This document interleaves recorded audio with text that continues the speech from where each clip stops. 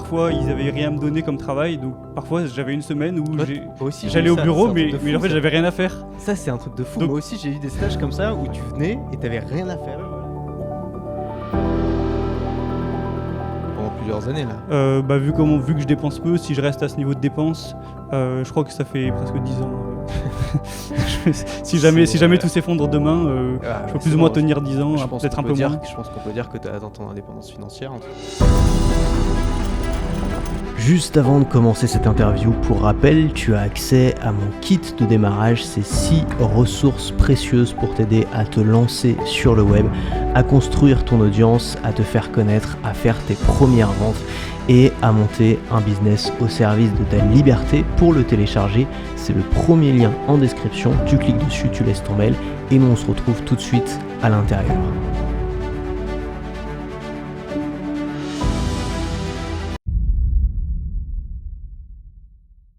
Salut Gabriel. Salut. Eh ben Gabriel, je te connais parce que il y a 1 an et demi, t'as posté quelque chose sur le groupe Facebook. Un peu moins d'un an et demi, ouais, c'est ça. Ouais, t'as fait un post sur le groupe Facebook pour expliquer comment toutes les difficultés par lesquelles tu étais passé pour réussir à gagner ta vie sur Internet et comment tu commençais à gagner ta vie sur Internet avec quelques centaines d'euros d'affiliation Amazon.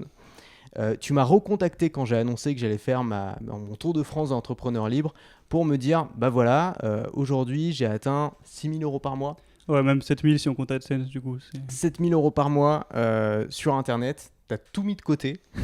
À peu près tout, ouais. Ce qui est assez fou parce que généralement quand on commence à gagner de l'argent sur Internet, on claque tout. Enfin, moi j'ai tout brûlé pendant 2 ans, donc franchement gros respect. Et je voudrais aujourd'hui que tu nous racontes un petit peu ton parcours, comment t'en es arrivé là, tes difficultés, les moments où tu as voulu abandonner, finalement les résultats que tu as pu avoir et comment fonctionne ton business pour pouvoir aider les gens à se lancer à leur tour. Très bien. Alors je pense qu'on va peut-être commencer vraiment quand j'ai commencé ma première chaîne YouTube rapidement, donc j'avais 14 ans, c'était en 2013, fin 2013. Ah ouais. Donc j'étais en 3e et à l'époque, alors je m'intéressais pas du tout au business, tout ça, j'étais en 3e, je jouais à Call of Duty comme beaucoup d'autres enfants, adolescents de l'époque. Et je voulais juste partager mes moments de jeu au sniper, tout ça sur YouTube, donc rien d'exceptionnel. Donc j'avais commencé par créer une chaîne là-dessus, voilà, ça avait duré quand même 3 ans environ. Donc au début c'était que du jeu vidéo, ensuite j'étais passé à faire des vidéos où on me voyait aussi. Donc j'avais commencé un peu à me mettre moi en avant sur YouTube. Okay. Et à la fin en fait c'était plus que moi en fait, enfin, c'était beaucoup moins de jeux et je faisais des vidéos un peu humour, des vidéos où je racontais ma vie, donc ça m'a mis déjà un bain dans YouTube, donc je raconte ça pour la suite, c'est intéressant. Ok, donc à 13 ans 14 ans, oui. 13-14 ans, tu te lances dans une chaîne YouTube Gaming. Oui. Ensuite, tu fais des vidéos face cam. Est-ce que ça marche ? À la fin, ouais, j'avais fait une vidéo qui avait fait le buzz. Bon, j'en suis pas hyper fier parce que c'était vraiment putaclic, mais elle a fait quand même 2 millions et demi vues, 2 500 000 vues quand même à l'époque. Ouais. Donc ça avait fait un petit buzz. Donc au total, j'avais eu 45 000 abonnés pour 5 millions de vues environ. Donc c'était sur quel sujet, succès. Alors c'était top 5 des youtubeurs détestés. Ouais. En 2016. Donc voilà, le titre. T'as envie de cliquer, tu vois, c'est pas du contenu de qualité, mais bon, voilà, j'avais fait ça, donc ça avait bien marché, d'autres vidéos qui avaient plus ou moins bien marché, enfin voilà, j'avais 16 ans à l'époque, et donc j'avais quand même fait peut-être quelques centaines d'euros par mois, mais c'est tout, quoi, hein. Il y avait même pas d'idée d'en vivre derrière, moi donc, je faisais ça dans mon temps libre. Ouais, c'était quoi qui te drivait à l'époque ? C'était de monter un business plus tard et d'être indépendant, ou c'était juste d'utiliser YouTube ? Ah non, à l'époque, c'était vraiment, je faisais ça comme ça, comme passe-temps, comme passion, mais je me disais pas je vais en faire mon métier, certainement pas, quoi. Pour moi c'était de la déconnade, on filmait ça entre potes pour rire clairement, donc donc j'ai fait ça. Ensuite le temps un peu a passé, j'ai commencé du coup cette chaîne YouTube en 3e, j'ai arrêté vers la terminale, j'ai continué jusqu'en terminale, donc pendant 3 ans, et en terminale j'ai commencé un peu à me désintéresser, à me lasser en fait, voilà, de cette chaîne YouTube, de faire des blagues et tout. Bon, peut-être c'est en mûrissant un peu, donc j'ai arrêté la chaîne YouTube. Donc pendant 1 an, j'ai plus créé de contenu sur internet ni rien, j'ai vraiment plus rien fait. Et petit à petit, en même temps que je me désintéressais de cette chaîne YouTube, le monde de l'école et du salariat aussi par la suite, ça a commencé à me saouler, hein, pour le dire clairement. Donc pour le dire en une phrase, au premier trimestre de la première, j'étais premier de la classe ex aequo, donc j'étais un bon élève. Au collège, j'avais toujours été plus ou moins bon élève. Et pendant la terminale, au dernier trimestre de la terminale, j'étais dernier de la classe, j'avais 6 de moyenne. Donc vraiment, je me suis désintéressé. Il y avait des fois, j'avais un contrôle.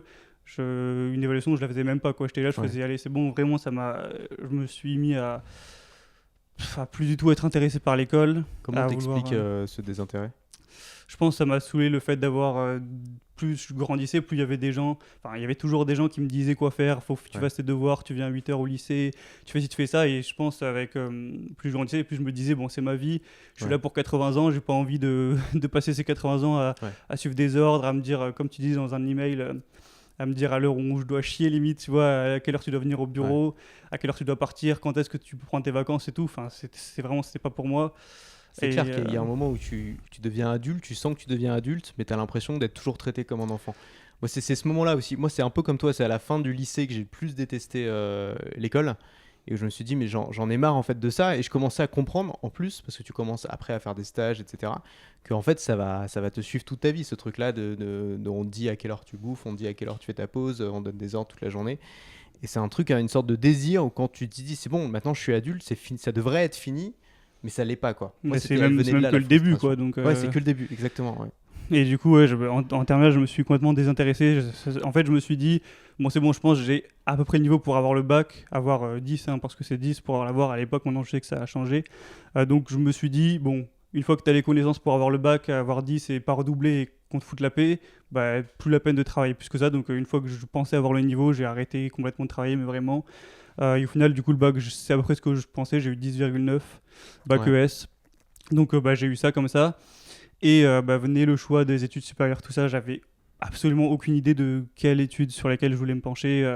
Je crois que j'avais mis fac d'économie, management, etc. Bref. Et puis, en deuxième option, j'avais mis une école privée sur le web où ça s'appelait Bachelor, chef de projet web, il me semble. Donc je me suis dit, potentiellement ça va peut-être plus m'intéresser vu que j'ai fait 3 ans de chaîne YouTube, ça parle de web. Tu avais déjà cet intérêt pour le web je me naturel. suis dit, ça va peut-être déjà plus m'intéresser que faire de l'histoire de l'économie ou un truc qui à l'époque, moi, ça me passait vraiment au-dessus. Donc j'ai fait cette école, donc une école privée, et j'ai commencé là-dedans, première année. Et à ce moment-là, donc je répète, mais j'avais arrêté tout ce qui était YouTube, je faisais plus de projets à côté de tout ça. Et au final, cette école, c'était peut-être un peu moins pire que le lycée, ça m'intéressait un peu plus, je voyais un peu plus d'utilité, mais c'était pas non plus super, c'est-à-dire qu'il y avait des cours de code, par exemple, où on est passé 3 heures, des fois il y avait des cours de 4h30, donc c'était vraiment beaucoup, pour t'apprendre par exemple à faire du HTML, CSS, vraiment les bases du code, alors que tu peux très bien prendre ça sur YouTube, tu vois, il y a des super tutos, d'ailleurs tu as déjà dû rencontrer des gens qui en parlent, mais qui font des tutos complets sur l'HTML, et je me suis dit, ça sert à rien, qu'en plus ça coûtait cher comme école, c'est... Je crois presque 7 000 € l'année, donc c'est presque comme une école de commerce, c'est un coût.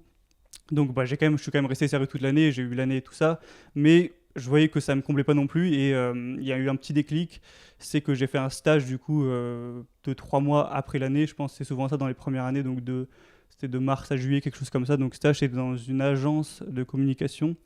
Et du coup, ça allait vraiment me faire découvrir le monde du travail parce que, à part le stage de 3e, j'avais rien découvert, quoi. J'avais jamais vraiment travaillé. Et j'allais voir si est-ce que c'était vrai tout ce qu'on disait sur la rat race, le métro boulot dodo, tout ça. Et aussi peut-être fait intéressant que je précise là, c'est que je me suis mis en couple après à ce moment-là. Je pense que ce sera intéressant pour la suite de l'histoire. Et du coup, je vais à ce stage, donc c'est vraiment le bureau classique avec des gens, la machine à café, une quarantaine de personnes. Et à ce stage, franchement, ça a confirmé en fait tout ce que je pensais, tout ce que j'appréhendais déjà en suivant tes vidéos ou d'autres, de manière générale. Les gens étaient plus ou moins sympas, il n'y avait rien de ouf, mais juste c'était chiant, quoi. Juste, je me faisais chier. Parfois, ils n'avaient rien à me donner comme travail, donc parfois, j'avais une semaine où j'allais au bureau, mais en fait, j'avais rien à faire. Ça, c'est un truc de fou. Donc, moi aussi, j'ai eu des stages comme ça où tu venais et tu n'avais rien à faire. Ouais, voilà, et du coup, là à glander sur par contre, tous les autres employés, ils sont là depuis des années, ils travaillent vraiment, tu vois. Donc moi, j'étais là, j'allais pas mettre comme ça les pieds en éventail et rien foutre. Donc je me suis dit, bon, faut que je fasse semblant de travailler, et sinon ça va pas le faire. Donc j'étais sur mon ordi, sur mon écran, il y avait une page de code où je faisais semblant de travailler, mais en fait, j'écoutais des podcasts, notamment les tiens d'ailleurs. Du coup, c'est malaisant comme situation, quoi. J'avais une pote qui avait fait un stage chez Peugeot. Et la première semaine, elle avait même pas d'ordinateur à son poste. Carrément. Et genre, tu sais, au bout de 3 semaines, elle a pu commencer à bosser. Et tu dis, c'est fou. Enfin, Après, on te parle de productivité, d'efficacité, mais enfin, tu vois, tu viens au boulot, t'as rien à faire. C'est un truc Bah de oui, dingue. Tu vois, on devrait dire, mais rentre chez toi, tu vois. Et tu dois rester au profite de bureau la parce journée. que si tu te casses à 15h, tout le monde va te dire Ouais, attends, c'est mais qu'est-ce ça. que tu fais, qu'est-ce qu'il y a, qu'est-ce C'est qui ça. se passe. Tu dois rester vraiment Mais jusqu'à l'horaire, quoi. Les stages, c'est une bonne fabrique à entrepreneurs et à indépendants parce que Je pense que c'est bien, souvent ouais. la désillusion, les stages. Enfin, il y a des bons stages, hein. Moi, je veux pas cracher dessus parce que. Mais souvent, le premier jour, t'arrives et t'es super enthousiaste. Tu dis, ça va être trop bien, je vais apprendre des nouvelles choses, on m'a choisi, je vais avoir peut-être faire des choses importantes. Et en fait, tu te rends compte que parfois que tu sers à rien ou alors que tu sers juste à faire ce que personne veut faire et ça te donne vraiment un aperçu de ce que tu veux pas. Donc ça a cette faculté assez forte. Moi, c'est aussi un stage qui m'a motivé à me lancer, quoi. Le stage des piscines, là. Ouais, le fameux stage piscine qui était assez épouvantable et où je me suis dit mais je veux pas faire ça toute ma vie et tu sais j'avais cette voix qui me répétait parce que pareil, moi c'était pendant ce stage que j'étais en train de me former à fond, j'étais en train de relire la semaine de 4 heures et tout, tu vois, donc j'avais toutes ces idées en tête et je me répétais toute la journée je serai indépendant, je serai plus jamais salarié, quoi. En fait, ça sert de motivation limite, quoi. Ouais, exactement. Mais ouais, moi je me sentais pas du tout à ma place. Ouais. Tu sais, le matin, faut arriver, bien dire bonjour à tout le monde, faut que tu souris, tu vas pas arriver faire la gueule, donc c'est carrément des sourires forcés. Enfin, moi, c'est des situations qui me plaisent pas du tout. Ça me mettait mal à l'aise et tout. Moi, j'ai besoin d'indépendance et là, voilà, te dire à quelle heure faut arriver, les relations sociales avec des gens parfois qui t'intéressent pas, enfin bref. Plus le fait d'être inutile, puisqu'il y avait des semaines, comme je l'ai dit, j'avais rien à faire, donc c'est pas du tout une situation où tu es à l'aise. Donc ça m'a fait dire non, en fait c'est trop. Dans ma tête je me disais bon, peut-être une fois que j'aurai fini mes études je ferai entrepreneur, on verra. Mais là je me suis dit non, en fait tu vas lancer ton projet maintenant pendant le stage et stop, quoi. Tu fais tout ce que tu peux pour t'en sortir parce que tu seras pas heureux, en fait, c'est tout. Comme je l'ai dit, à l'époque je m'étais mis en couple, donc voilà, j'étais pas mal heureux non plus. J'avais des à côté où c'était bien, mais voilà, la vie professionnelle ça allait pas du tout. Donc le stage se passe. Et c'est juste après que j'ai fini le stage, donc début juillet, que je lance mon projet, donc la première chaîne YouTube de formation. Peut-être on en parlera un peu plus après. Et voilà, c'est là que je me suis lancé vraiment concrètement à commencer à essayer de gagner ma vie. Mais après, j'ai toujours continué les études. Je me suis inscrit en deuxième année de l'école. Et du coup, j'ai fait la deuxième année. Et pendant la deuxième année, j'étais un peu moins investi du coup que pendant la première. J'étais moins comment dire, à l'écoute en cours. Ouais. Je travaillais un peu moins, donc j'avais un peu des moins bonnes notes. Et j'étais en fait à fond sur mon projet, c'est-à-dire que je faisais toutes les vidéos YouTube à côté de la deuxième année d'études. Je me concentrais plus en fait sur mes projets, en tout cas mentalement, en fait des fois je travaillais en cours. C'est-à-dire que j'étais en cours, mais je faisais le montage, je me formais. Ouais, j'ai fait ça aussi, ouais. Voilà, donc j'étais en cours, mais pas dans ma tête. Et donc forcément, j'ai pas eu non plus des super résultats à cette deuxième année d'études. Et à un moment, je me fais convoquer à 2 tiers de l'année, je dirais, donc c'était en mars, il me semble, donc mars 2019. Et je me fais convoquer, et en gros, pour le faire simple, ils me disent t'as pas des assez bonnes notes, tu vas devoir redoubler. Alors pour rappel, c'est une école payante et tout, donc si je dois redoubler, là je me retape tout. Je dois refaire payer à mes parents, puisque c'est eux qui m'ont payé à l'époque presque 7 000 €. Donc à ce moment-là, je me suis dit non, c'est pas possible, c'est mort, je vais pas finir l'année, en refaire une deuxième que je vais même pas avoir. Je me suis dit allez stop, t'arrêtes. Et là, vraiment, du jour au lendemain, j'ai arrêté mes études et j'ai plus jamais remis un pied dans cette école. Du jour au lendemain, je suis rentré chez moi et je suis plus jamais revenu, quoi. Ok. Et ça j'imagine que ça n'a pas été une décision facile à prendre. Tes parents, ils en pensaient quoi? Ouais, c'est ce que j'allais dire. Du coup, il fallait l'annoncer aux parents puisque tu rentres, faut bien leur dire. Donc ça n'a pas tout été facile. Donc je suis allé les voir, je leur ai expliqué voilà, pourquoi je faisais ça, mon projet, puisque ça faisait du coup, ça devait faire 8-9 mois que j'avais lancé la chaîne YouTube et j'avais pas encore lancé de formation ni rien puisque j'avais qu'une petite audience. C'était une chaîne YouTube développement personnel, c'est ça? Ouais, voilà, à l'Axe au début c'était vraiment thématique développement personnel, c'était vraiment très peu niché, d'ailleurs peut-être on en reviendra, c'était pas une bonne idée d'être aussi large, mais bref. C'est une thématique hyper saturée, il y a énormément de gens dessus. Et c'est vraiment été une traversée du désert, c'est-à-dire que même au bout de 9 mois, j'avais dû produire, je crois que je faisais qu'une vidéo par semaine au début, après plus, peut-être 3 par semaine. Mais je crois qu'au bout de 9 mois, j'avais dû faire au moins 100 vidéos, même peut-être plus. Et j'avais fait une petite vidéo sur ma chaîne de l'époque, gaming, pour faire une annonce. Donc ça m'avait fait gagner, je crois, 100 abonnés. Donc ça m'a fait un petit boost. Mais hormis ça, je crois que vraiment, j'avais quelques dizaines de vues par vidéo, quelques centaines d'abonnés tout juste, peut-être 200, 300, donc vraiment c'était pas grand chose et je gagnais rien du tout et je lançais pas de formation parce que je me suis dit à 32 vues par vidéo, je vais faire 0 vente, donc j'en ai pas lancé à l'époque, mais je me suis dit je vais continuer sur ça à fond, je vais me focus là-dessus à fond. Peut-être que dans 6 mois j'aurai assez d'audience pour vendre des premières formations, commencer à faire 100, 300, peut-être 1000 € par mois et je voulais faire ce projet-là pour finir par en vivre. parce qu'il faut savoir que j'avais mis beaucoup de côté, donc à la fois l'argent du stage, donc ça faisait je crois 1500 € environ sur 3 mois, plus l'argent que j'avais pu avoir pour mes anniversaires, pour Noël ou quoi. Donc j'avais peut-être l'équivalent de un an et demi en vivant du coup plus ou moins comme un moine pour faire mon projet. Donc en gros j'avais une deadline, 1 an et demi pour gagner ma vie. Et si je ne la gagne pas, bah, on verra quoi. Okay. Ça va être compliqué. Du coup, tes parents t'ont dit ok, tu te débrouilles. En gros, en fait, à l'époque, mes parents me donnaient 400 € par mois, je crois, pour vivre, donc pour payer la bouffe, pour vivre en tant qu'étudiant, donc sans payer le loyer, 300 €. Et du coup, bah, quand je leur ai annoncé ça, ils m'ont dit non. Et j'ai dit, bah, tu sais, j'ai 19 ans, il n'y a pas de non, enfin, j'arrête. Et du coup, ma mère m'a dit, bon, bah, on te donne plus rien, tu te démerdes. Du coup, ils ont arrêté de me donner de l'argent. Et comme je l'ai dit, je devais avoir peut-être, je sais pas moi, 7000 € économisés toute ma vie. Ouais. Et en gros, j'ai 7000 € pour vivre pendant 1 an et demi dessus, et c'est tout, quoi. Donc c'est comme ça qu'ils ont réagi. Et donc, bah, ce qui au passage est pour moi une réaction tout à fait normale. Tout à fait, ouais. Moi, alors là, j'ai été d'accord avec eux, j'ai fait très bien. Je pense que j'aurais réagi de la même manière. Et je même pense moi, c'est la bonne façon de réagir. C'est tu veux te débrouiller tout seul, faire tes choix. Fais-le. Tu le fais. Oui, c'est vraiment, c'est bien qu'ils aient fait ça, je pense. Donc ça m'a mis la pression, je me suis dit bon ça va, j'ai 1 an, mais en 1 an il faut que je la gagne ma vie, donc je me suis mis à fond sur mon projet donc de chaîne YouTube. Alors après j'avais quand même beaucoup de temps libre, donc j'en ai profité pour beaucoup me former. On les voit pas je pense, mais il y a tous les livres qui sont là, j'ai lu énormément de livres, du coup j'ai écouté énormément de podcasts, j'ai suivi notamment ta formation La Carte, c'était je crois que c'est début 2019, donc c'était juste avant que j'arrête mes études, ça a peut-être aussi un peu donné envie. J'ai regardé je sais pas combien de vidéos YouTube, enfin bref, c'était plusieurs heures par jour à me former également, plus ce que je fais dans ma vie, le sport, la guitare, enfin bref. Donc voilà, je me focus à fond sur ce projet. Et au bout de, je sais plus exactement, je crois que c'était en septembre, donc c'est au bout de 6 mois, j'avais peut-être environ 100 personnes, je pense, qui commençaient à regarder régulièrement les vidéos. Donc je me suis dit, allez, c'est bon, là, 100 personnes, je lance ma première formation. Donc c'est une formation sur la discipline qui s'appelait Discipline Incassable. Donc en gros, c'était des conseils pour savoir être régulier dans sa vie, que ce soit pour faire du sport, pour travailler sur un business, pour apprendre un instrument ou n'importe quelle habitude pour avoir vraiment cette discipline. Et du coup, j'ai lancé et j'ai fait 0 vente, voilà, clairement.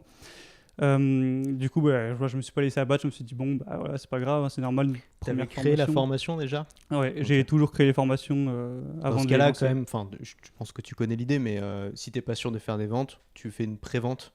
Et si tu fais pas de vente, tu fais pas la formation. Ouais, je m'étais dit ça aussi. Après, il y a un petit truc, c'est que je me suis dit, même si je fais 0 vente, peut-être que si, quand j'aurai plus d'audience plus tard, je la relance, je pourrais faire des ventes. D'ailleurs, c'est ce qui s'est passé. Donc, je me suis dit, au moins, quand elle est créée, c'est une sorte d'actif que tu peux ressortir. D'ailleurs, tu le fais très bien. Donc, ça a quand même cet avantage-là. Mais je me suis dit, en même temps, j'ai très peu d'audience. J'avais commencé à faire une liste email et tout ça, mais vraiment, c'est microscopique, quoi. Je crois que j'avais 70 abonnés email. C'était pas décourageant de poster autant et de pas voir ton audience grossir? Si, c'était décourageant, clairement. Parce que c'est quelque chose, tu vois, tu dis pour tenir sur la durée, il faut avoir un semblant de croissance ou au moins un espoir que ça va progresser. Et si ça progresse pas, il y a un moment où tu te dis j'arrête, quoi, ou je fais autre chose, ou je sais pas. Ouais, c'était vraiment pas facile, parce que je voyais, j'avais posté des 100-150 vidéos et j'avais quand même quelques abonnés et quelques vues, mais c'était vraiment ridicule. Donc je me dis, en fait, vu que j'avais déjà monté une chaîne YouTube avant, je savais que ça pouvait prendre du temps, tout ça, puisque ma croissance, ça avait pas été linéaire à l'époque, donc je savais plus ou moins qu'il y avait une traversée du désert à traverser, donc je pense que ça m'aidait un petit peu à tenir, et puis aussi je pense que j'avais une bonne discipline pour continuer quoi qu'il arrive. Je me disais, même si c'est que dans 3 ans que tu en gagnes ta vie, continue, qu'est-ce que tu veux faire d'autre? Si j'arrête et que je mange des pizzas et que je joue aux jeux vidéo, c'est pas mieux, quoi, donc autant le faire. Donc j'ai quand même continué, même si c'était très décourageant, surtout de faire 0 vente. Tu crées une formation, au final personne va la voir à part toi, quoi, donc ça sert à rien. Mais j'ai continué, du coup, ça faisait du coup, comme je l'ai dit, 6 mois que j'étais à fond. Une idée aussi, désolé de te couper, mais une idée, ça peut être aussi quand tu as ce niveau d'audience, ça peut être de faire du coaching directement. C'est vrai, j'y ai pensé aussi. Ça peut te permettre d'avoir au moins un client régulier, de vendre un peu plus cher et de pas avoir. En fait, la formation, c'est pertinent et efficient quand justement tu as à partir d'un certain nombre de ventes. Sinon, ça peut être plus efficace et meilleur aussi pour tes clients de faire du coaching de one-to-one directement. Je pense que j'aurais dû le faire, mais après, j'étais tellement dans une thématique large où, en vrai, j'ai fait n'importe quoi, pour le dire. En gros, je parlais de développement personnel, mais même pas axé sur une audience précise. En gros, je parlais juste des trucs qui, moi, pouvaient m'intéresser, la discipline.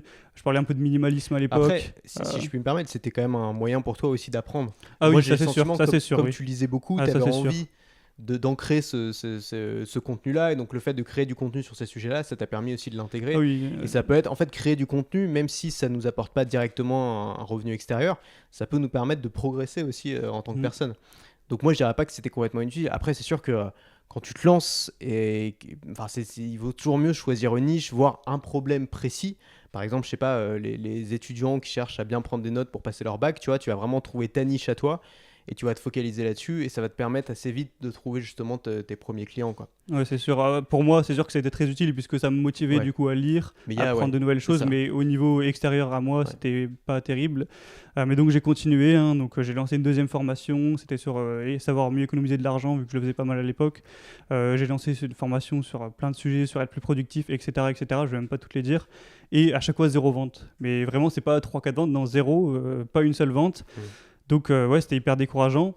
Ensuite, à la fin de l'année, on arrive du coup fin 2019, je suis parti en Thaïlande avec ma copine de l'époque, que j'en avais parlé.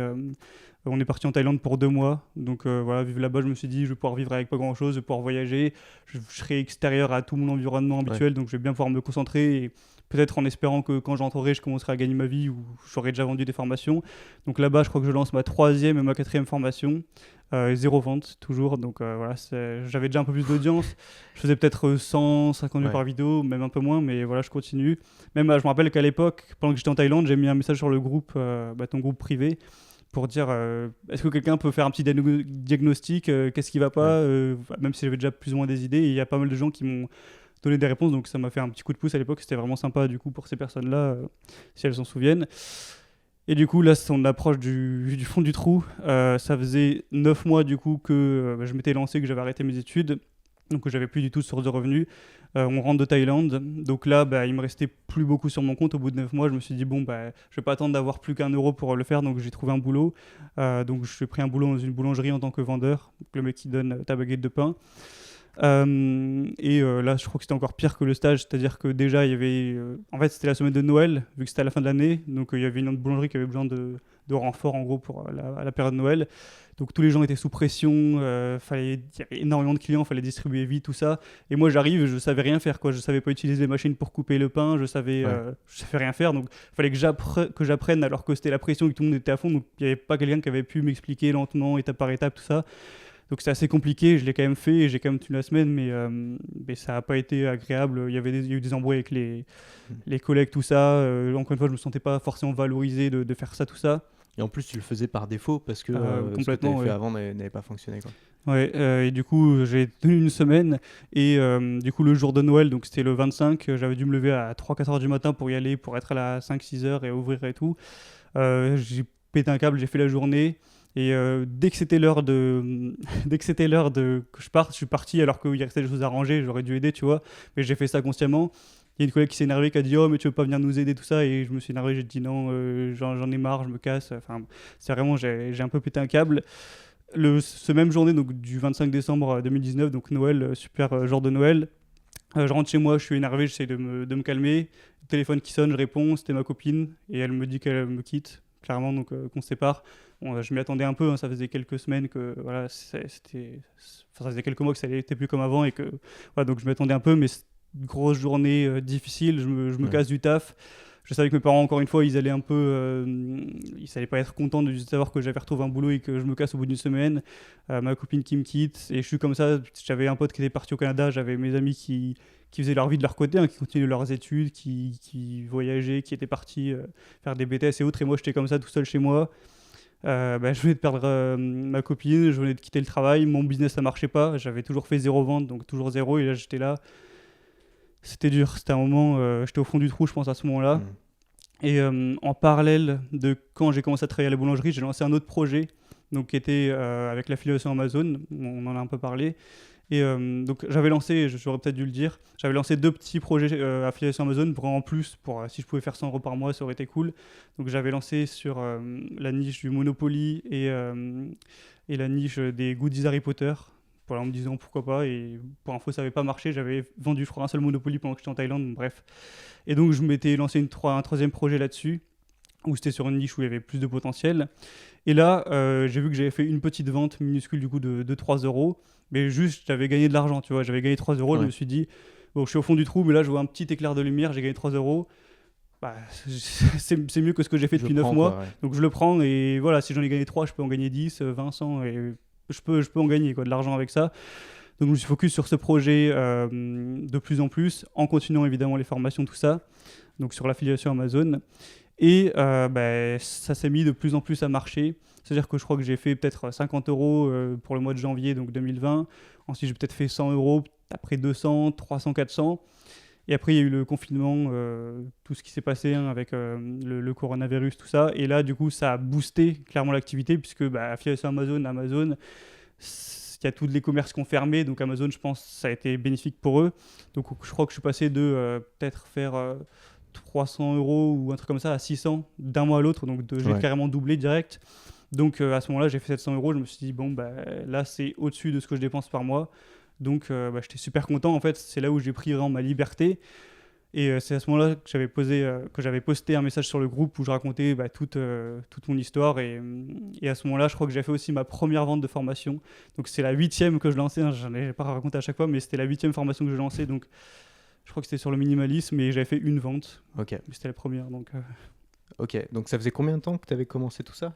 Alors que j'avais commencé, c'était juillet 2018, donc là ça faisait... 1 an et demi ? 1 an et demi, à peu près. Ok, donc 1 an et demi à créer du contenu, à lancer des formations, à faire 0 vente à chaque fois. Ça y est, tu commences à voir le bout du tunnel, tu commences à gagner de l'argent avec un autre business un peu imprévu, l'affiliation Amazon, on va en reparler. Tu fais ta première vente de formation. Ouais. Bravo. Ça m'a fait bien plaisir ça, parce que je me disais, il y a un bug technique, je ne peux pas faire de vente. Ouais.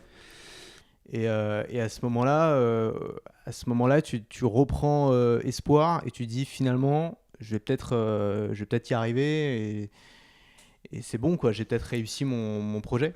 Là, je me suis dit, tu peux faire 600 €, donc déjà, même si ça devait s'arrêter là et que je crois plus qu'il n'y a plus de croissance, je peux vivre là-dessus, même si je dois partir en Thaïlande. Moi, j'étais dans un esprit vraiment où même si je devais me casser à l'autre bout du monde pour survivre, je le faisais. Tu vois, j'étais vraiment en mode limite survie. Donc j'étais super content, c'était une grosse libération.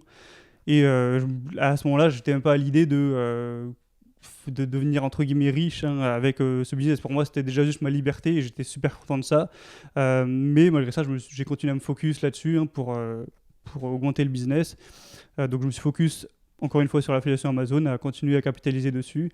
Donc je travaillais beaucoup dessus tout en continuant les formations. J'ai vraiment pas arrêté. On avait fait un petit call en Zoom après ton passage et je me souviens un peu de ce qu'on avait dit et tu m'avais dit que ce qui portait vraiment ton business c'était Amazon, mais que ce qui toi te faisait le plus kiffer c'était le contenu et les formations. Il y avait un contraste entre les deux. Et donc il me semble que je t'avais dit de continuer les deux, garder Amazon parce que Amazon peut devenir la vache à lait, c'est ce qui s'est passé, et à côté continuer à essayer de développer cette source de revenus secondaire parce que je pense que tu peux y arriver. En te focalisant et peut-être en réduisant un peu ta niche. Ouais, et je me suis dit aussi, à l'affiliation Amazon, c'est un business, c'est cool au jour le jour, mais c'est pas viable forcément à long terme.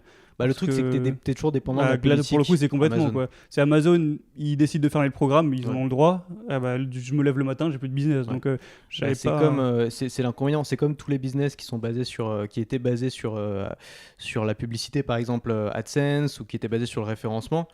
Il suffit que Google change son algorithme et du jour au lendemain, tu as des business qui étaient rayés de la carte parce qu'ils avaient tout misé là-dessus.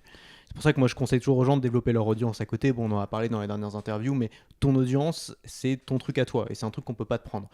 Si tu as des adresses email de gens qui te connaissent et qui te font confiance, c'est un truc qu'on ne peut pas t'enlever. Par contre, c'est vrai que quand tu as un système qui est basé sur un moteur de recherche ou sur un algorithme, c'est des choses qui sont fragiles. Ça ne veut pas dire qu'il ne faut pas les poursuivre parce que ça peut être une vache à lait extrêmement rentable, parfois pendant des années. Donc évidemment, il ne faut pas s'en priver, mais c'est toujours bien d'avoir un revenu secondaire ou un plan B. Et d'ailleurs, c'est ce que tu as construit. Tu peux continuer à nous en parler. Je me rappelle, tu avais parlé du mec qui avait un collier avec sa clé USB avec ses emails dedans pour mettre une image. Mais c'est vrai que quand tu as une liste email, personne ne peut venir te la voler. Tu as ton audience. Donc, alors que l'affiliation Amazon, comme j'ai dit, que ce soit Google ou Amazon, ils peuvent fermer le truc du jour au lendemain. Donc je me suis dit, faut que je continue les formations, même déjà parce que ça me plaisait, mais hormis ça, si dans 3 ans, je sais pas, l'affiliation Amazon c'est terminé, j'ai pas envie de me retrouver sans rien. Donc si je continue les formations et que dans 3 ans c'est bon, j'en vis confortablement, je pourrais arrêter, c'est pas grave, et je continue les formations là où c'est beaucoup plus sécure, surtout à long terme. Est-ce que tu peux juste détailler, alors sans donner des précisions sur ta niche, etc., mais est-ce que tu peux juste détailler comment fonctionne le business model avec Amazon, Parce que on comprend le principe de l'affiliation, les gens cliquent sur tes liens, ils achètent le produit sur Amazon, tu touches une commission, mais comment tu fais en sorte que les gens cliquent sur tes liens? En gros, c'est une chaîne YouTube. Ouais. Donc, je sais que beaucoup, avec l'affiliation Amazon, font des sites de niche, tout ça, c'est très connu, tu dois connaître. Moi, j'avais déjà développé une chaîne YouTube, même deux, du coup, celle gaming et celle sur le dev perso. Donc, les sites, j'en avais déjà créé un, mais j'y connais pas grand-chose, donc je préférais faire sur YouTube. J'avais un ami d'ailleurs qui faisait un petit peu ça à l'époque, qui avait gagné un peu d'argent, donc je me suis dit, c'est possible. Donc, j'ai créé une chaîne YouTube. Du coup, le seul but de la chaîne YouTube, c'était faire l'affiliation Amazon. Donc à la base, j'étais sur une niche en particulier, donc c'était plus ou moins l'électroménager. Donc voilà, c'est assez vaste, hein, donc c'est les mixeurs, les grille-pains, tout ce qui est autour un peu de la cuisine, tout ça. Par la suite, je me suis étendu, puisque maintenant ça fait 1 an et demi, j'ai fait beaucoup plus de vidéos, mais en gros c'est simple. Je faisais des vidéos qui portaient du coup sur du contenu, par exemple sur l'électroménager, on va dire. Des guides d'achat par exemple? Par exemple, les guides d'achat, okay. Ouais, comparatifs ou autres. Ça se référençait, le trafic venait surtout du référencement. Ouais. Donc par exemple, quelqu'un il recherchait des infos, je sais pas, sur un mixeur, il pouvait tomber sur la vidéo sur YouTube, ou même ça peut arriver, je pense, sur Google, même s'ils mettent quand même plus les sites en avant, mais ça peut arriver, je pense, une vidéo YouTube qui arrive sur Google. Donc ça génère du trafic, pas beaucoup, hein, franchement c'est pas beaucoup, mais ça génère quand même un petit peu de trafic. Ouais. Et du coup, c'est comme le principe des sites de niche, mais sur YouTube. En gros, c'est ça, ouais. Okay. Et du coup, si le gars regarde la vidéo, il se dit, ouais, ce mixeur, il est bien, allez, je clique sur le lien et je l'achète. Et moi, ça me fait une commission, je crois que c'est 5% environ. Donc, un mixeur, tu touches 3 €. Ouais. Et en fait, c'est avec l'effet cumulé. Tu fais une vente, c'est rien, mais tu en fais 3 000 ou 4 000 par mois, okay. Là, voilà. Donc, tu commandais les produits pour les tester et tu les renvoyais ensuite? Non, c'est pas ça. En fait, je faisais une sorte d'analyse de marché, notamment sur un produit. Par exemple, je prends les mixeurs. Les fiches, tu regardais les fiches. Je regarde toutes les fiches, je regarde lesquelles sont les mieux notées, ce qu'en disent un peu les gens, les images, lequel est le plus cher, lequel est le moins cher. Celui-là, il est mieux pour qui, celui-là, il est moins bien pour etc. Je fais toute une vidéo qui peut durer, je sais pas, 5 minutes environ, où je fais une sorte de comparatif. Alors, il y en a beaucoup qui vont dire « Oh, mais tu fais un comparatif, mais tu testes même pas les produits, tout ça », en disant « C'est pas objectif ». Moi, je pense que c'est l'inverse, parce que si je teste les produits, on a l'avis que d'une seule personne qui est là, et ça se trouve, tu peux avoir un produit qui est défectueux 1 fois sur 2, mais si le tien, il marche bien, tu vas te dire « Il est super », alors que non, tu vois. Donc, le mieux, je pense, c'est plus fiable de se baser sur les avis clients de 5000 personnes que juste moi. Donc, moi, je trouve que c'est plus sain de faire ça. Évidemment, au moins, j'ai pas à commander non plus les produits. Et du coup, voilà, je faisais. Après, il y en a qui vont dire aussi, mais les gens peuvent le faire eux-mêmes. En fait, oui, tout le monde peut le faire soi-même, de comparer des produits. Juste, en fait, ils gagnent du temps, je pense. Ouais. Ils regardent une vidéo de 5 minutes qui récapitule tout ça, alors qu'ils pourraient le faire peut-être en 30 minutes chez eux. Donc, en fait, je pense qu'ils gagnent juste du temps en regardant les vidéos, c'est ça. C'est fou parce que c'est pas mort ce truc-là, tu vois. Dans les années 2010, ce qui était très à la mode pour gagner sa vie sur le web, c'est quand je me suis lancé à cette époque-là, c'était vraiment de créer des sites de niche. Donc tu choisissais un mot-clé qui était peu concurrentiel, tu te mettais dessus et ensuite tu mettais généralement de la publicité AdSense pour gagner de l'argent, tu vois. Et en fait, aujourd'hui, c'est vrai que la nouvelle version de ça, c'est de faire des sites de niche sur YouTube. C'est-à-dire que tu te focalises sur un sujet de consommation, tu postes des vidéos dessus, des tests, des comparatifs, etc. Et comme tu peux mettre de la pub sur YouTube, mais ça apporte pas grand-chose, tu mets des liens Amazon en description. Non, en fait, c'est les deux. Hein. Tu peux faire un peu avec AdSense, la pub YouTube, mais moins. Mais donc tu fais la pub et puis l'affiliation Amazon tout simplement. Et du coup, tu as des vidéos qui ont vraiment bien marché, qui font du volume? Alors non, en fait, non, ça n'a pas marché comme la plupart des chaînes YouTube où tu as 5 vidéos qui font toute la chaîne, qui décollent. En fait, presque chaque vidéo fait un petit peu de vues, parfois un peu plus, parfois un peu moins. Mais il n'y en a aucune qui va exploser. Mais par contre, quand t'en fais des centaines et des centaines, tout cumulé, ça t'imagine une vidéo génère, je sais pas, 5 € par mois ou 10 € par mois. C'est pas énorme, mais si t'en as 500, tu fais le calcul. Tu fais du volume, beaucoup de vidéos, volume en fait, c'est que très spécifique à chaque fois sur un produit, sur une catégorie de produits. Il y a des vidéos qui marchent un peu, ça te fait des clics et ça commence à grossir petit à petit. Ouais, c'est ça, c'est vraiment effet cumulé pour le coup, qu'on brique par brique. Intéressant, ouais.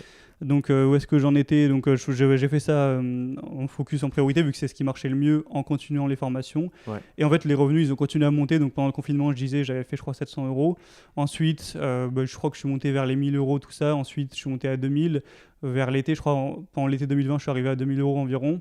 Après, j'ai un peu stagné. Ça a fait 2000, quelque chose comme ça. Mois d'octobre, j'ai dû faire 3000. Et après, il y a eu le deuxième confinement. Donc c'était en novembre, il me semble. Et là, 7000. Wow. Donc, t'es passé de 2000 à 7000? 3000 à 7000. Donc pour plus du double. Donc juste avec l'affiliation Amazon, tu rajoutes AdSense, ça fait encore plus. Et du coup, là, j'ai fait x10 en peut-être 6 mois. Donc là, c'est plus que ce que j'aurais pu demander. Comme moi, je voulais juste être libre. 700 €, j'étais trop content. Et là, c'est un haut revenu, quoi, quand même, 7 000 €. Même si bon, il y a les cotisations sociales, les impôts. C'est pas tout dans ma poche, mais ça fait beaucoup. C'est énorme. Et alors, c'est drôle parce que quand je suis arrivé, je me suis dit, bon, ok, maintenant il fait 6 000 balles par mois. Il a dû s'acheter plein de trucs, se faire plaisir et tout. J'arrive, je vois que tu as ton ordi qui est sur une pile de BD pour le faire tenir, tu vois, que tu vis encore dans l'appartement à côté de chez tes parents, etc. Et tu m'as dit que tu avais tout mis de côté, quoi. J'ai vécu normal, j'ai payé la bouffe, j'ai fait quelques petits voyages par-ci par-là, enfin j'ai vécu normalement, je m'empêchais pas d'aller au resto non plus, mais j'ai rien acheté, j'ai pas acheté d'habits, j'ai pas changé de PC, j'ai pas acheté de nouvelles voitures, alors que j'aurais très bien pu le faire, j'ai tout mis en bourse notamment, tu m'avais fait connaître plus ou moins l'investissement en bourse, donc j'ai mis une partie de côté et une grosse partie en bourse, depuis maintenant, dès que j'ai eu mon premier salaire, entre guillemets, où j'ai gagné plus que ce que je dépensais, je me suis inscrit sur DeGiro et j'ai commencé à mettre de l'argent en bourse, donc j'ai pas attendu. Et depuis un an là, en plus t'as dû faire parce que ça a bien monté la bourse. Vu qu'au début j'ai mis pas beaucoup, j'en ai pas tellement profité que ça, mais oui c'est sûr, je peux dire les chiffres de ce que j'ai gagné. Donc en tout depuis un an j'ai accumulé 75 000 € environ, dont je crois qu'il y a peut-être 50 000 en bourse et 25 000 c'est sur mon compte. Avec la bourse en elle-même j'ai gagné 6 000 environ, donc c'est à prendre, hein, et surtout que c'est que le début. Donc j'ai tout mis de côté, notamment en bourse, pour gagner encore plus. Parce que le fait d'avoir tellement galéré, d'avoir lancé 8 formations, 0 vente, d'en avoir chié pendant 1 an et demi à pas réussir à gagner d'argent, dès que je me suis mis à en gagner, je me suis dit, ça se trouve, dans 6 mois c'est mort, vu que c'est affilié sur Amazon, c'est pas sécure. Je vais pas faire le malin à m'acheter de la nouvelle voiture, à me la péter, à m'acheter une montre ou j'en sais rien. Tu sais à quel point c'est dur et incertain. Et donc, du coup, tu te dis, je joue pas avec ça, quoi. Je me suis dit, ça se trouve, dans 6 mois, c'est mort. Donc, imagine, tu as gagné 20 000 €, tu les mets de côté. Et si ça se casse la gueule, ça te fera à nouveau 20 000 € pour vivre dessus. Vivre pendant plusieurs années, là. Vu que je dépense peu, si je reste à ce niveau de dépenses, je crois que ça fait presque 10 ans. Si jamais tout s'effondre demain, je peux plus ou moins tenir 10 ans, peut-être un peu moins. Je pense qu'on peut dire que tu as atteint ton indépendance financière. Je pense que là, c'est à peu près sûr que je sois plus jamais salarié. Parce que si jamais tout s'effondre demain, je pense qu'en 7 ans, 8 ans ou 10 ans, j'aurai le temps de relancer quelque chose.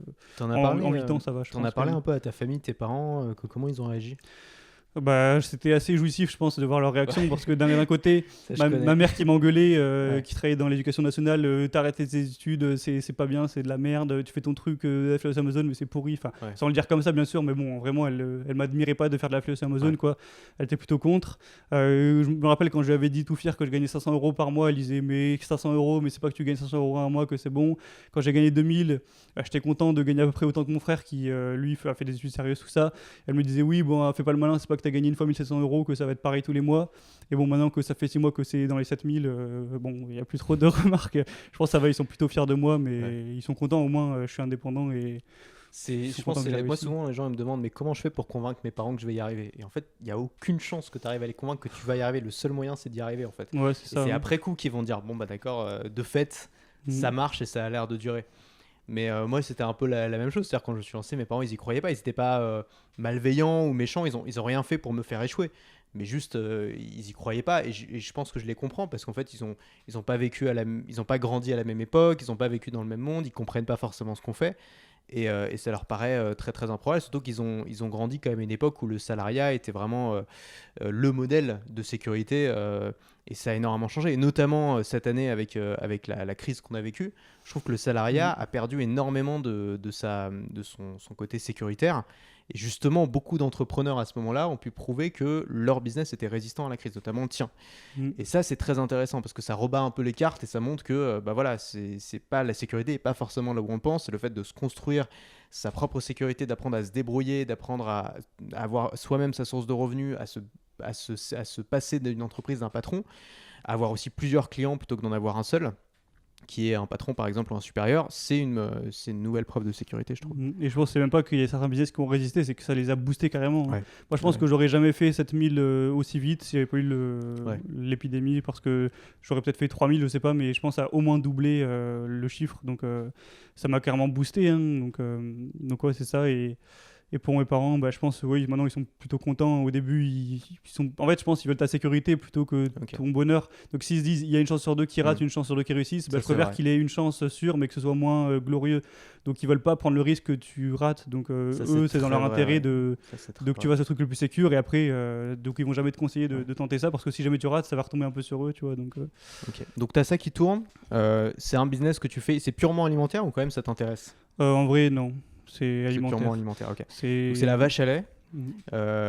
Tu la conserves et à côté, tu as gardé ton business de création de contenu et de vente de formation. Où est-ce que ça en est, ça? D'ailleurs, j'en ai pas trop parlé, mais du coup, pendant que ça montait petit à petit l'affiliation Amazon, 2000, 7000, tout ça, ça a progressé, mais vraiment doucement. C'est-à-dire que j'avais fait une première vente, comme je l'ai dit, en avril 2020. Ensuite, j'ai dû refaire un lancement à 0 vente. J'ai dû en faire un qui avait peut-être fait 2-3 ventes. Ensuite, un à 1 vente, un à 5 ventes. Donc, ça a monté petit à petit. Ensuite, j'avais fait le lancement, il me semble, en juin. Donc, c'était pour mon anniversaire, où j'avais fait quand même, je crois, 8 ventes. Donc, c'est toujours mieux que 0, quoi. Quand tu as fait 0 pendant un an, tu trouves ça cool. Ensuite, pareil, j'ai progressé plus ou moins.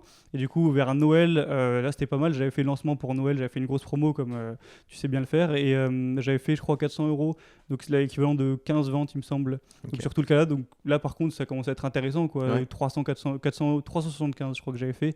Donc là, ça n'a rien à voir avec Amazon, c'est sûr, en termes de chiffres. Mais c'est toujours un revenu, tu vois. Tu prends 400 €, moi, je le prends. Donc, ça a progressé aussi. Tu construis aussi une audience et clientèle. En plus, tu construis toujours une audience, tu as en plus de trafic sur ta chaîne, tout ça. Donc, ça continue. Et là, j'ai fait un lancement, du coup, le mois dernier, en juin. Et pareil, j'ai fait, je crois que je fais 14 ventes, donc dans les 300 €. Ouais. Donc, c'est toujours petit par rapport à l'affiliation Amazon, mais ça a bien progressé. Et peut-être que dans un an, je pourrais en vivre. Hein. Alors ma question va te paraître bizarre, mais est-ce que tu n'as pas l'impression que c'est en ayant gagné de l'argent avec l'affiliation Amazon que tu as réussi à débloquer des trucs qui t'ont permis de gagner de l'argent avec ton business initial? Je dirais pas que c'est le fait d'avoir gagné de l'argent avec Amazon, mais aussi il faut savoir qu'on avait eu une discussion, donc c'était en avril quand j'ai fait ma première vente. Je pense que ça m'a pas mal aidé. Je sais pas si on peut parler un peu des conseils que tu m'as donnés, mais ça m'a pas mal aidé. Donc moi en gros j'étais sur le développement personnel, mais vraiment très large. En gros, dès que j'avais une idée que je trouvais intéressante, qui pouvait tenir dans une formation, donc que ce soit être plus productif, être minimaliste, économiser de l'argent, avoir une bonne discipline, je faisais une formation. Donc ça n'avait pas forcément beaucoup de sens, il n'y avait pas vraiment de pourquoi derrière. C'est-à-dire tu augmentes la discipline, c'est super, mais pourquoi? C'est quoi le besoin? C'est de la pyramide de Maslow que tu combles, quoi. Et du coup, j'avais une idée en tête que je t'avais demandé ton avis dessus, c'était de se focus sur le besoin plus séduction, dans le sens progresser sur soi. Mais pourquoi? Pour être plus attirant soi-même. Par exemple, pourquoi avoir plus de discipline? Pour tenir ma muscu, je sais pas, faire de la guitare ou quoi que ce soit, et pour avoir plus de valeur, être plus attirant. Et associer un résultat et concret. associer, par exemple, à avoir plus de chances de trouver une copine ou quelque chose comme ça.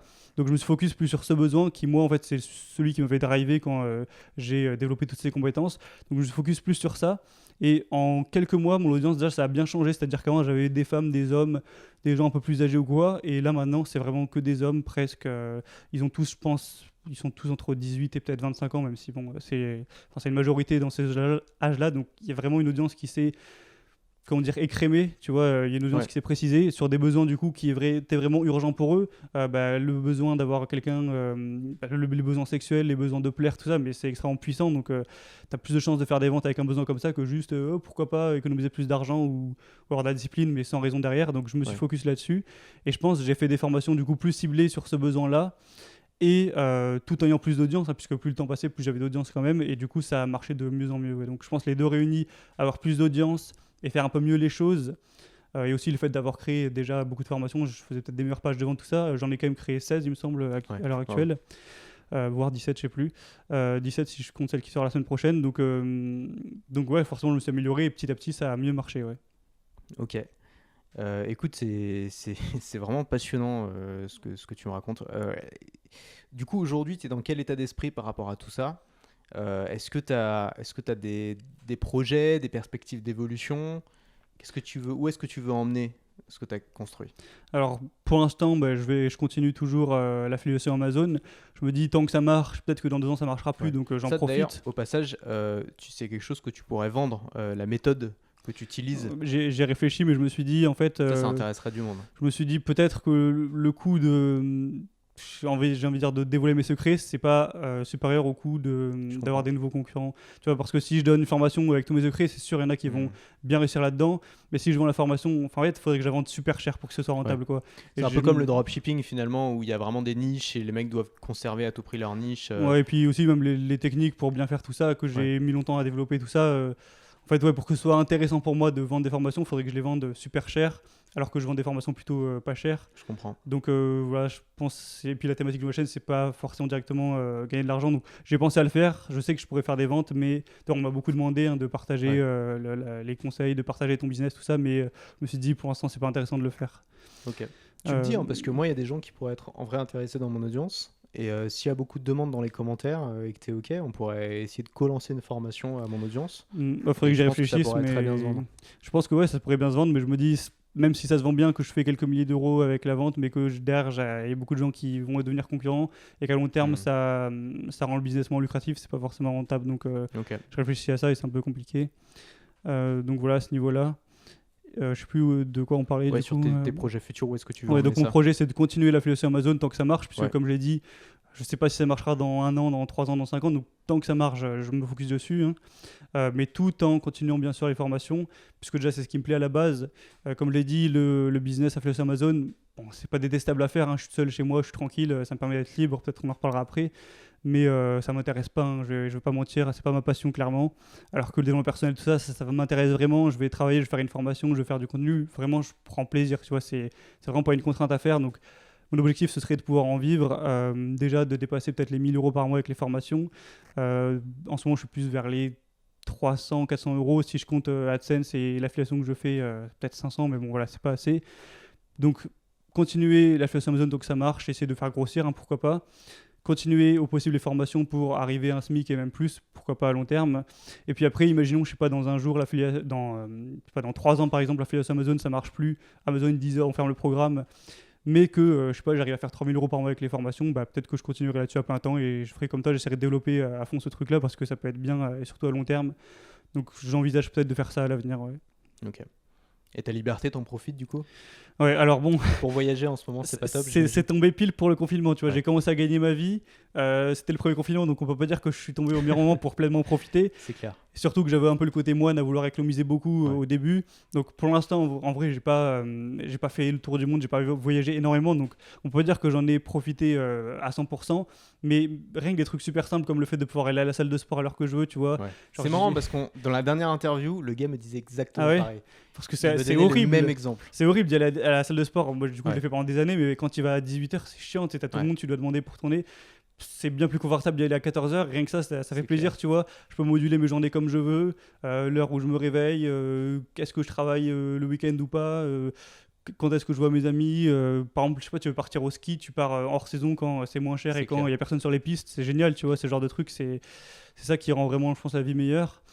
Et moi, j'ai beaucoup d'activités personnelles, genre je fais de la guitare au moins, je pense, 1 heure par jour. Je lis beaucoup. J'aime bien regarder du contenu, évidemment. Donc tout ça, si j'avais un boulot, je pense, à 35 heures, ce serait compliqué de tout mettre dedans. Donc le fait d'être libre, ça me permet de travailler moins que la moyenne. Je pense que je travaille moins que 35 heures. Donc ça me permet d'avoir le temps de faire ce que je veux, en fait. Ce que je ne pourrais pas faire si j'avais un boulot à 35, parce qu'il y a les 35 heures plus le trajet, la pause déjeuner. Donc ça prend 1h30 où tu ne peux pas être chez toi. Donc tout cumulé, ça prend beaucoup de temps, en fait, d'avoir un boulot de bureau. Donc ça m'apporte ça, de pouvoir faire ce que je veux à ce niveau, quoi. C'est clair. Donc si vous allez à la salle et que vous voulez être tranquille, devenez entrepreneur. C'est plutôt bien. Ouais. Pareil pour les vacances ou ce genre de choses. Je suis tellement d'accord. Juste pour finir, s'il y en a qui peuvent être intéressés par le contenu que tu crées sur ta chaîne YouTube, où est-ce qu'on peut te trouver ? Vous pouvez retrouver sur YouTube, du coup, vous tapez mon nom, Gabriel Gaudin, donc G-O-2-D-Y-N, et vous retrouvez la chaîne avec toutes les vidéos, les formations, etc. Et on mettra le lien en description. Merci beaucoup, c'était passionnant. Je pense qu'il y a beaucoup de gens qui vont se retrouver dans ton histoire, qui vont se remotiver aussi, parce que c'est une vraie histoire où tu as persévéré, ça a pris du temps, tu as failli te décourager, tu as touché le fond et puis tu es remonté. Donc c'est beau, c'est des belles histoires. Il en faut des histoires comme ça, c'est important. Continue à nous faire rêver et à faire ce qui te plaît et à être libre.